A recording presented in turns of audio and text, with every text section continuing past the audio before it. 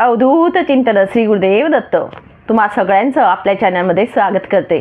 तर बघा, आजचा विषय आपला होणार आहे रथसप्तमी। रथसप्तमी यावर्षी आलेली आहे 25 जानेवारी 2026 वार आहे रविवार।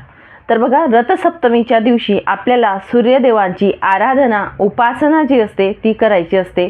सूर्यदेवांना अर्घ्य आपल्याला द्यायचं आहे, तसंच आपल्याला दानधर्म देखील द्यायचे असतात। ज्यांच्या घरामध्ये नोकरीविषयी प्रॉब्लेम असतील त्या लोकांनी नक्कीच ही सेवा टाळू नका असं सांगेल। आपल्या घरामध्ये अगदी 5 मिनिटाची सेवा उपासना जी आहे आणि जी सूर्यदेवांची स्थापना जी असते आपल्या घरामध्ये आपण पाठ मांडून पूजा कशी करावी, रथसप्तमीच्या दिवशी सूर्यदेवांना आपण अर्घ्य कशा पद्धतीने द्यावं, सूर्यदेवांची स्थापना जी असते पाटावरती आपण कशा पद्धतीने करावी, पूजा कशा पद्धतीने करावी, सूर्याला आपण नैवेद्य कोणत्या पद्धतीने म्हणजे दुधाचा नैवेद्य कशा पद्धतीने आपल्याला द्यायचा आहे, तसेच आपण दुधाचा नैवेद्य कोणत्या दिशेला केल्याने आपली उत्तरोत्तर प्रगती होत असते। तर या छोट्या छोट्या गोष्टी ज्या आहेत त्या आजच्या व्हिडिओमध्ये आपण जाणून घेणार आहोत।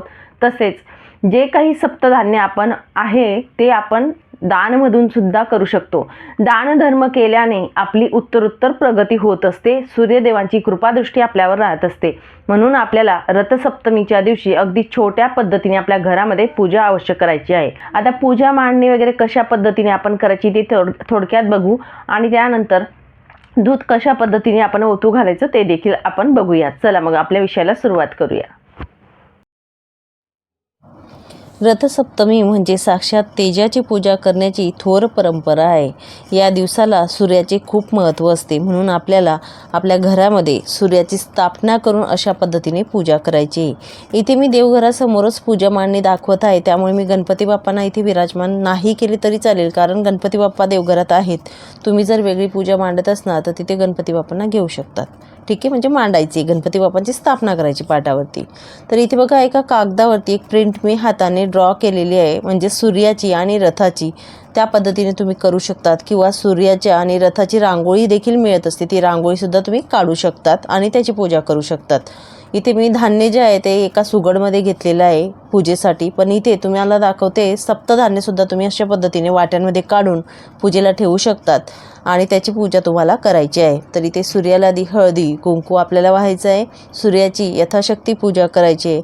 तांबडं फूल असेल तर नक्कीच सूर्यदेवतांना आपल्याला वाहायचं आहे, लाल तांबडं या पद्धतीने वाहायचं आहे। त्यानंतर जे धान्य आपण ठेवत असतो सप्तधान्याची सुद्धा आपल्याला पूजा करायची आहे। जे धान्य आपण पूजेला ठेवणार आहोत ते धान्य आपल्याला दान करायचं आहे, गरजू लोकांना दान करायचं आहे। जर तुम्हाला सप्तधान्य दान करणं नाही शक्य झालं तर तुम्हाला सांगेल, आपण तिळाचे दान नक्कीच त्या दिवशी करावे। सफेद तीळ जे असतात त्याचं दान खूप म्हणजे महत्त्व त्या दिवशी आहे, म्हणून त्याचं दान नक्की करा। सप्तधान्याची पूजा केल्यानंतर सूर्यदेवतांना आरती ओवाळायची आहे, धूप दीप दाखवायचं आहे, नंतर आपण नैवेद्य त्यांना दाखवायचं आहे। नैवेद्यामध्ये दूध साखर किंवा खडीसाखर, खीर, गोडाचा पदार्थ कुठलाही जो असतो तो आपण सूर्यदेवतांना नैवेद्य म्हणून इथे दाखवायचा आहे। या पद्धतीने छोटीशी पूजा आपल्या घरामध्ये सूर्यदेवतांसाठी करायची आहे। आपल्या आरोग्याच्या दृष्टीने त्यांचा खूप मोठा संबंध असतो आणि म्हणून त्यांची गरजसुद्धा आपल्या आयुष्यात खूप मोठ्या प्रमाणात असते, यासाठी सूर्यदेवतांची पूजा करावी। संक्रांतीपासून रथसप्तमीपर्यंत सूर्याचे पूजन अर्चन, दानधर्म, अर्घ्य, गंगा स्नान केले जाते। सूर्याच्या पूजेने, आराधनेने, दर्शनाने, सौर स्नानाने अनेक व्याधी रोग नाहीसे होतात। डोळ्यांचे, त्वचेचे, हाडांचे आरोग्य सुद्धा सुधारते, त्वचेचे तेज आपले वाढत असते। सूर्य हा आपल्याला ज्ञान, प्रकाश, तेज, उष्णता, सातत्य, परोपकार, सामर्थ्य याचे प्रतीक म्हणून आपण त्यांच्याकडे बघू शकतो। आपल्या जीवनातील अज्ञान आणि अंधकार ते नाहीसे करत असतात। त्यांची कृपा, सातत्य, परोपकाराचा आदर्श आत्मसात करावा हे आपलं एक उद्दिष्ट ठेवावं आणि त्यांच्यापासून आपल्या सगळ्यांना खूप काही शिकायला मिळत असतं। तसेच रथसप्तमीच्या दिवशी आपल्याला सूर्याला अर्घ्य देखील द्यायचं आहे। अर्घ्य देत असताना आपण पाण्याने अर्घ्य देत असताना आपल्याला एक मंत्र जप करायचा आहे, तो म्हणजे ओम घृणी सूर्याय नमः किंवा ओम सूर्यदेवताय नमः अगदी सोपा मंत्र आहे, तो तुम्ही म्हणू शकतात आणि सूर्यदेवतांना मनापासून नमस्कार करायचा आहे. त्यांच्याविषयी कृतज्ञता व्यक्त करण्याचा हा दिवस असतो, म्हणून त्यांना नमस्कार करावा, कृतज्ञता व्यक्त करावी आणि अशा पद्धतीने छोटीशी पूजा आपल्या घरामध्ये आपण करू शकतो. अगदी सकाळी तुम्ही पूजा केली तरीसुद्धा चालेल. त्यानंतर तुम्हाला सांगेल, आपल्या घरामध्ये बघा जी रांगोळी आपण काढत असतो ती जर म्हणजे रांगोळीने काढलेली असेल तर ती तुम्ही निर्माल्यात टाका किंवा झाडांचे रोपटे असतील त्या मातीत टाका किंवा असं प्रिंट केलेली असेल ती वाहत्या पाण्यामध्ये विसर्जित करा. आता इथे बघा आपण दूध ओतू घालणार आहोत. तर दूध ओतू घालण्यासाठी आपल्याला सर्वप्रथम एक सुगड घ्यायची आहे. सुगड घेतल्यानंतर तवा असेल तर तवावरती तुम्ही गौरी जी असते गाईच्या गौऱ्या आणि समिधा पेटवून ते पेटवत असताना कपूर आणि तुपाचा वापर करायचा आहे. पेटवल्यानंतर आपल्याला अशा पद्धतीने सुगड घ्या. सुगडला हळदीने लेपन मी केलेलं आहे. पूजा केली सुगडची, 5 बोटं ओढलेले आहेत कुंकवाचे छोटेसे आणि अशा पद्धतीने आपल्याला ठेवायचं आहे. आता इथे मी गॅस जो आहे गॅसच घेतलेला आहे. गॅस कारण आत्ताच्या म्हणजे जमान्यामध्ये हे सोपं पडतं आणि त्या पद्धतीने आपण करू शकतो. अशा पद्धतीने पण तुम्ही केलं तरी चालेल.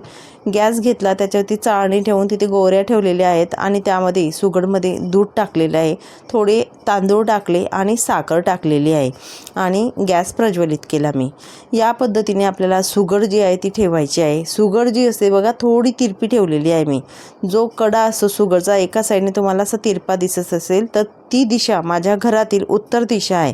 तुमच्या घरातील जी उत्तर दिशा असेल त्या दिशेला तुम्ही असा कडा थोडा तिरपा ठेवायचा आहे की जेणेकरून जेव्हा दूध ओतू जाईल ते उत्तर दिशेलाच जाणार आहे. आणि आपल्या घरात उत्तर दिशेला त्या दिवशी म्हणजेच रथसप्तमीच्या दिवशी दूध ओतू गेलं म्हणजेच आपली उत्तरोत्तर प्रगती होत असते अशी मान्यता आहे. म्हणून आपल्याला दूध ओतू घालताना ही काळजी नक्कीच घ्यायची आहे. आणि अशा पद्धतीने आपण गॅसवरती किंवा मग तव्यावरती तुम्ही समिधा गौरी पेटवून आपल्याला दूध ओतू घालायचं आहे आणि अग्निदेवतांना सूर्यदेवतांना आपल्याला अर्घ्य द्यायचं आहे या पद्धतीने दुधाचं. ठीक आहे, तर या पद्धतीने आपण करू शकतो पूजा. रथसप्तमीच्या दिवशी दूध ओतू जाण्याला खूप महत्त्व आहे. अगदी छोटीशी पूजा आहे, ती तुम्ही अवश्य आपल्या घरामध्ये करू शकता. दूध ओतू गेल्यानंतर आपल्याला इथे पूजा करायची. अर्घ्य देत असताना किंवा आपण बघा नैवेद्य देवाला देत असताना पाणी फिरवत असतो, त्या पद्धतीने आपण इथे पाणी फिरवायचं आहे नैवेद्याभोवती. आणि त्यानंतर या पद्धतीने गॅस हा बंद करून ज्या गोवऱ्या असतात त्यावरती आपल्याला हे दूध जे असतं म्हणजे ते तांदूळ शिजत असतात इथे राहू द्यावं, थंड होऊ द्यावं. आणि त्यानंतर जे तांदूळ शिजलेले असतात ते थोडे कच्चे असोत किंवा थोडे जे शिजलेले असोत जे काही असतील तो प्रसाद म्हणून सगळ्यांनी आपल्या घरातील प्रत्येक व्यक्तीला आपण हा प्रसाद म्हणून द्यायचा आहे. या पद्धतीने आपल्याला आपल्या घरामध्ये दूध ओतू घालायचं. तर अशा पद्धतीने आपल्याला पूजा मांडणी जी आहे ती रथसप्तमीच्या दिवशी आपल्या घरामध्ये करायची. अगदी 10 मिनिटाची पूजा आहे, ती नक्कीच आपल्या घरात करा. या पूजेचे खूप महत्त्व आहे आणि त्याचे लाभ सुद्धा भरपूर प्रमाणात आपल्याला मिळत असतात, म्हणून नक्कीच या पद्धतीने पूजा करा. दूध जे असतं ते उत्तर दिशेलाच ओतू जायला पाहिजे हे नक्कीच तुम्हाला इथे सांगेल. आणि अग्निदेवतांना आपण नैवेद्य त्या ठिकाणी देत असतो, म्हणून ही गोष्ट नक्कीच अवश्य करा आणि त्याचा अर्थ देखील चांगल्या पटीने निघत असतो, म्हणजे आपली उत्तरोत्तर प्रगती होत असते. म्हणून या गोष्टी लक्षात ठेवून सगळी पूजा आपण आपल्या घरामध्ये करू शकतो. अगदी 10 मिनिटात पूजा होते आणि सगळ्यांनी या पूजेचा लाभ घ्या. चला मग, सांगितलेली माहिती नक्कीच महत्त्वपूर्ण होती आणि तुमच्यापर्यंत पोहोचवायचा एक छोटासा इथे प्रयत्न केला. तुम्हाला आवडली असेल अशी अपेक्षा करते आणि इथेच विराम घेते. नंतर अजून भेटेल अशाच व्हिडिओसोबत. श्री स्वामी समर्थ. अवधूत चिंतन. श्री गुरुदेव दत्त.